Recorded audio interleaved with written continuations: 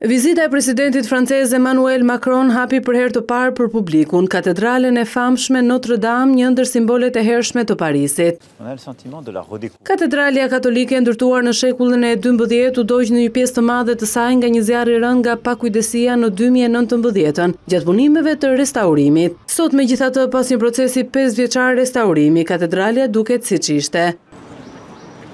Restaurimi kushtoi 700 milion euro. Macron e quajti këtë një goditje shprese, ndërsa punonjësit që e kthyen siç ishte deri në detaje, tha se e kishin ripagëzuar këtë ndërtesë. Përurimi i katedrales do të bëhet më 7 dhjetor. Macron ka ftuar 10 krerë shtetesh e figura të shquara, përfshirë edhe Papa Franceskun, i cili e refuzoi ftesën me argumentin se kishte angazhime të tjera atë ditë, duke ngritur dyshime për një marrëdhënie të ftohtë mes tij dhe presidentit francez.